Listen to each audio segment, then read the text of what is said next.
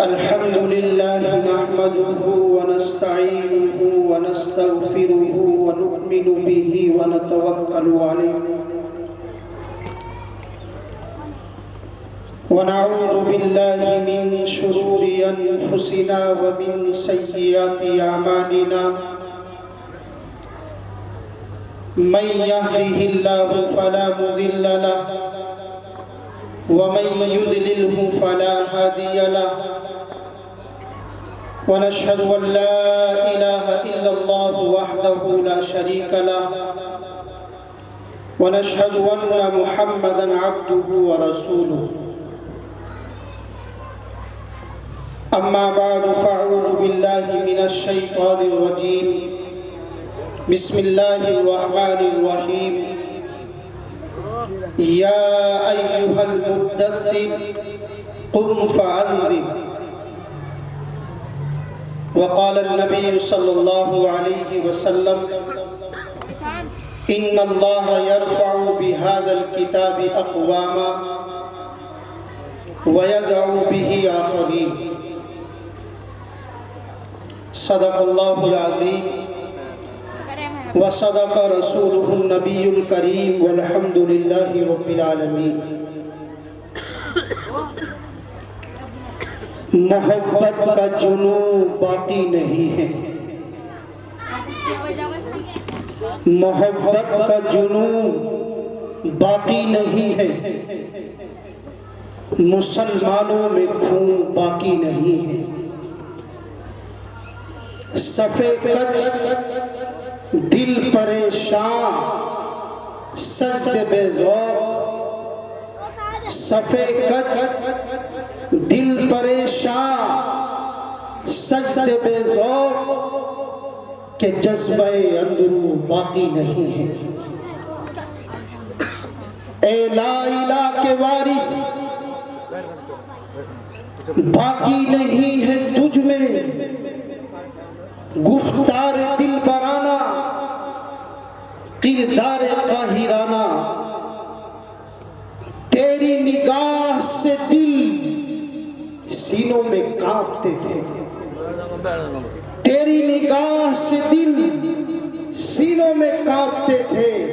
کھویا گیا ہے تیرا جذبہ قلندرانہ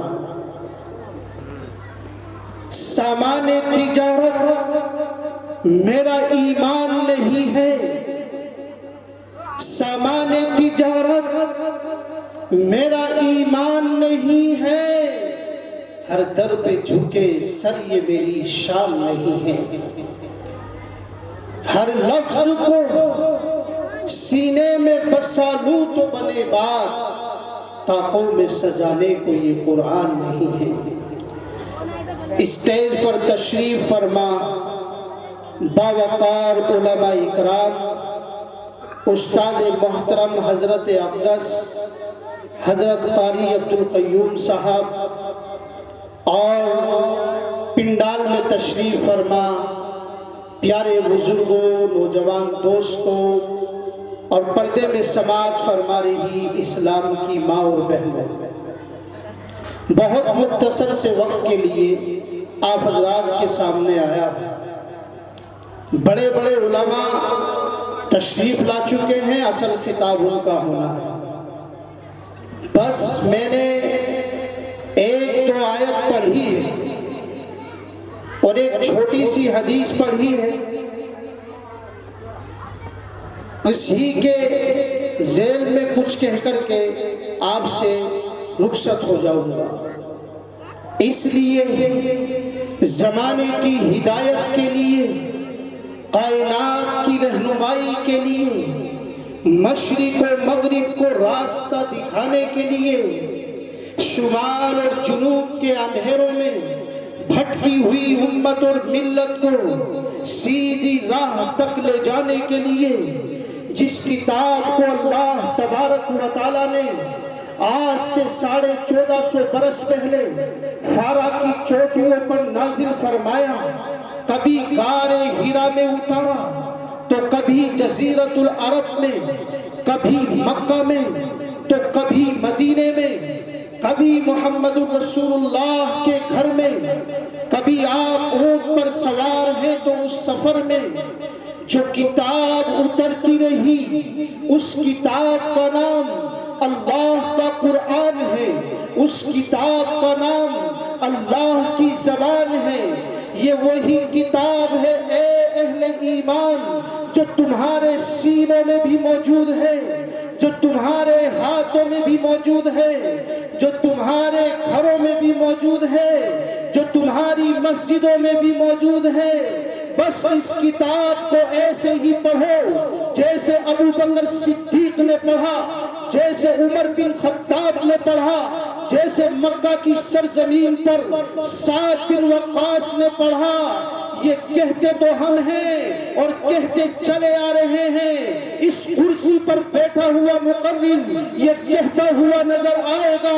اِنَّا نَحْنُ نَزَّلْنَا الذِّكْرَ وَإِنَّا لَهُ لَحَافِظُونَ۔ ہم نے ہی اس قرآن کو اتارا ہے اور ہم ہی اس کے محافظ ہیں۔ اس میں کوئی شک نہیں، اس میں کوئی احتیاط نہیں۔ لیکن اے مسلمانوں، میں آج آپ سے ایک سوال کرنا چاہتا ہوں، جب یہ وہی کتاب ہے جس کو اللہ تبارک و تعالی نے آج سے 1450 برس پہلے نازل فرمایا، نہ اس کا زبر بدلا، نہ زیر بدلی، نہ پیش بدلا، نہ معنی بدلا، نہ لہجہ بدلا، نہ صورت بدلی، لیکن کل جن لوگوں پر اللہ تبارک و تعالی نے اس قرآن کو اور اس کتاب کو اتارا تھا، اس کی وجہ سے ان کی تقدیر بدل گئی تھی، تو تمہاری تقدیر کیوں نہیں بدلتی؟ تم کیوں حیران و پریشان اور سرگردہ؟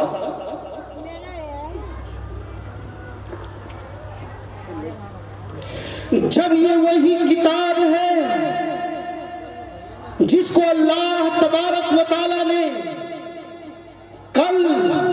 چند چرواہوں کے اوپر نازل کیا تھا، جن کے پاس کوئی حکومت نہیں تھی، جن کے پاس بڑی سلطنت نہیں تھی، مال نہیں تھا، دولت نہیں تھی، سرمایہ نہیں تھا، عزت نام کی بھی ان کے پاس کوئی چیز نہیں تھی، وہ اونٹوں کو چرانے والے، وہ بکریوں کے گوالے، وہ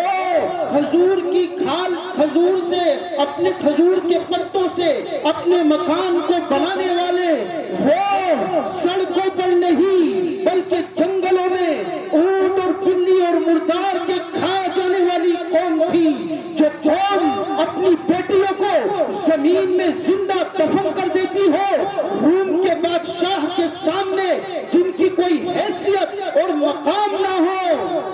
روم کے بادشاہ کے سامنے جن کا کوئی مقام اور وقار نہ ہو، دیکھتے ہی دیکھتے 13 سال کی زندگی میں اللہ تبارک و تعالیٰ نے اس قرآن سے ان کی زندگی میں انقلاب برپا کر دیا۔ ابو جہل ٹھٹک کر رہ گیا، ابو لہب تڑپ کر رہ گیا، امیہ کے پیروں کے نیچے سے پلار نکلے، احد کا نعرہ لگایا، ابو بکر صدیق نے آزاد کر دیا، سرزمین مکہ پر کوہرام مچ گیا، اور مدینہ پہنچنے کے بعد یہودیوں کے یہاں صفِ ماتم بچھ گئی، اور 2 سال کے بعد جب مدینہ پہنچنے کے 2 سال کے بعد جب ان سے بھیڑنے کے لیے یہ قریش مکہ ابو جہل کی قیادت میں ان کے سامنے آئے ہیں، تو انہی قرآن کے ماننے والوں نے، جن کی تعداد صرف 313 تھی، 8 تلواریں تھی، 6 زرہ تھی، سوار ہونے کے لیے گھوڑے نہ تھے، سوار ہونے کے لیے اونٹ نہ تھے، لیکن جب جنگ کے میدان کو دیکھا گیا تو 70 کو گرفتار کر لیا گیا تھا، اور 70 اللہ کے نبی صلی اللہ علیہ وسلم کے سامنے ایک کونے میں پڑے ہوئے تھے۔ نعرہ تکبیر، نعرہ تکبیر، حضرت قاری محمد شاداب صاحب، نعرہ تکبیر۔ حال یہ تھا اللہ کے نبی کہہ رہے تھے، قد وجدنا ما وعدنا ربنا حقا هل وجدتم ما وعدكم ربكم حقا۔ ہمارے رب نے جو ہم سے وعدہ کیا تھا وہ پورا کر کے دکھایا، تم بتاؤ تمہارے معبودوں نے جو تم سے وعدہ کیا کیا وہ پورا کر کے دکھایا یا وہ پورا ہوا؟ انہوں نے قرآن سے وہ محبت کر کے دکھائی تھی کہ جب انہیں ضرورت پڑی مدد کی، نصرت کی، تائید کی، امداد کی، تو کوئی اور نہیں وہی فرشتہ آیا جو محمد رسول اللہ صلی اللہ علیہ وسلم کے پاس قرآن لے کر کے آیا تھا، کوئی اور نہیں وہی فرشتہ آیا جو حضرت موسیٰ علیہ السلام کی نصرت کے لیے اور فرعون کے ڈوبنے کے وقت آیا تھا، کوئی اور نہیں وہی فرشتہ آیا جو حضرت عیسیٰ علیہ السلام کو بچانے کے لیے اور آسمان پر زندہ اٹھانے کے لیے آیا تھا۔ مدد آئی، نصرت آئی، لیکن اے مسلمانوں تم بتاؤ تمہاری مدد کیوں نہیں آتی؟ دعوت تو ہمارا بھی ہے، ہم قرآن کے ماننے والے ہیں، دعوت تو تم بھی یہ کرتے ہو کہ ہم مسلمان ہیں، پھر مدد کیوں نہیں آتی؟ وجہ کیا ہے؟ وہ جو علامہ اقبال نے کہا تھا، رہ گئی رسم آزاں روح بلالی نہ رہی، رہ گئی رسم آزاں روح بلالی نہ رہی، فلسفہ رہ گیا تلقین غزالی نہ رہی، وہ اذان جس سے جنگل صحرا بیابان لرز جایا کرتے تھے، سنی نہ مصر و فلسطین میں وہ ادا میں نے، سنی نہ مصر و فلسطین میں وہ ادا میں نے دیا تھا جس نے پہاڑوں کو راش سیماک، یہ نعرہ تکبیر اللہ اکبر کا نعرہ اتنا زبردست ہے،